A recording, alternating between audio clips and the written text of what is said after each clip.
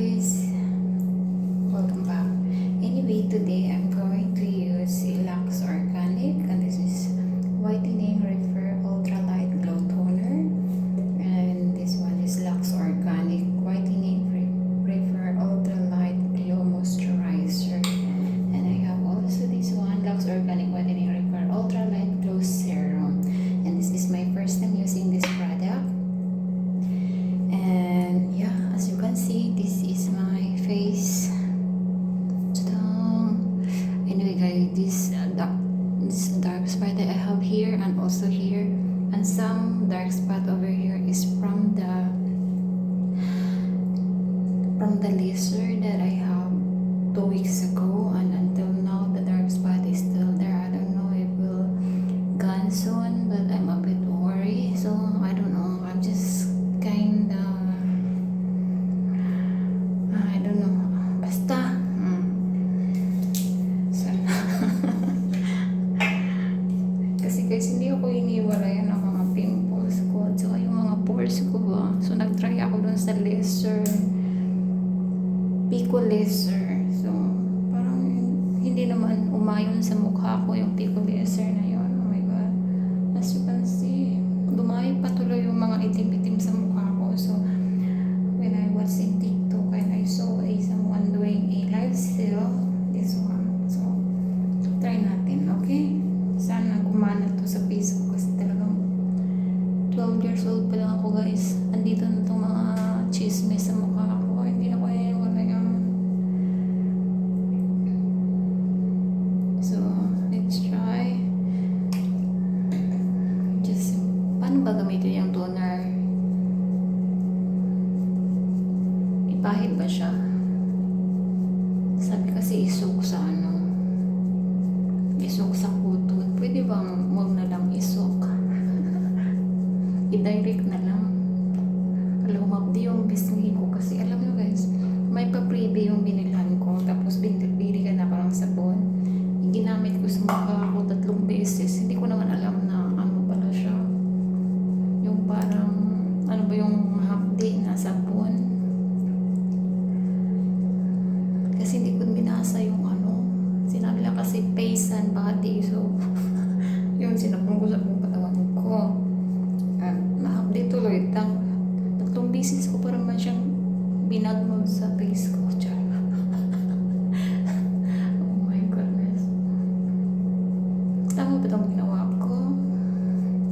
Well, parang hindi tama. No, I think I need to do like this. Kita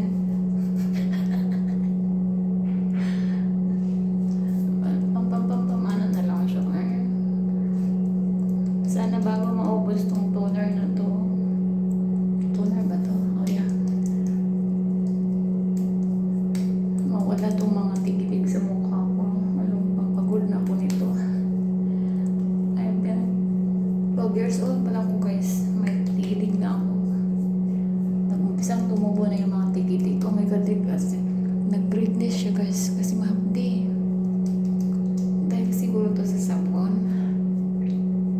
Actually guys, this is a seed and I have this one. Ito pala siya, Whitening Repair Ultralight Glow Foam Cleanser. So dapat ito yung ginamit ko, hindi yung sabon So anyway, tomorrow I will be okay? And then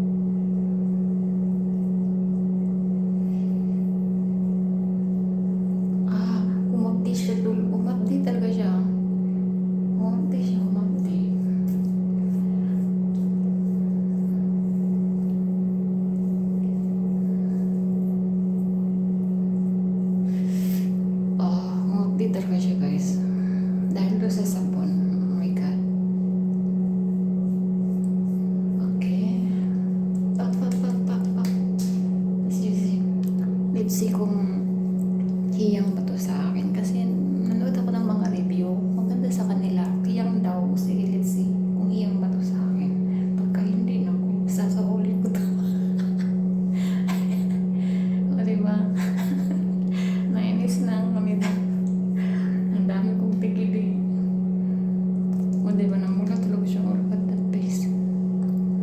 Namula siya dito, kasi sino ba naman hindi mamala, no? Tinutlong beses ko pa talaga inurnod sa mukha ko yung sabon. I didn't directly put on my face.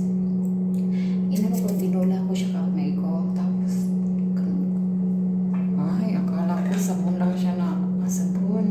Ay, nako.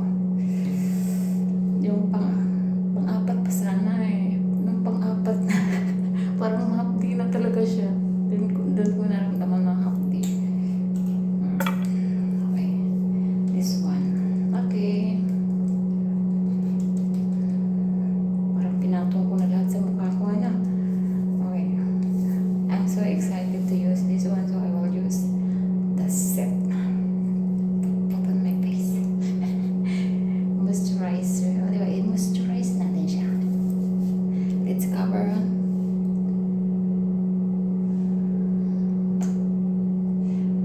Inis talaga ako dito. It is 1, 2, 3 that is from the Pico Laser. And this one is a mole yan siya. Alum yan siya. See. Wait. Excited kami, Regina. Tingnan mo baka Philippine po ka.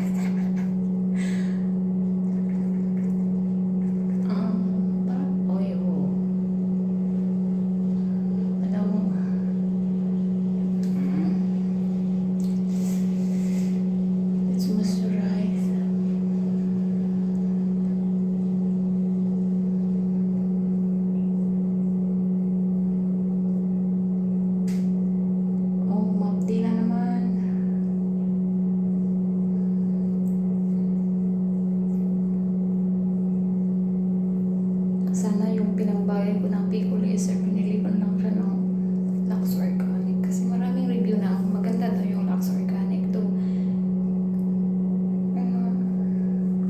Kasi dati gamit ko is Mary Kay. Ang mahal ng shipping, wala kasi dito. Kaya hindi na ako nag-Mary Kay. Maganda rin naman yung Mary Kay, pero mahal din siya. Pero yung inaasam ko talaga na sana ma-achieve ko na yung pores ko is medyo wala konti. Hindi. Pero yung pimples ko, tapos pumati yung mukha ko. Tapos yung mga pimples ko, bira na siya tumubo. Now, I don't have Mary Kay na kasi mahal nga yung shipping kasi sa Pilas ko pa siya binibili. Yun. Okay. Okay guys. Let's go. So this is the day 1. See you later in 30 days.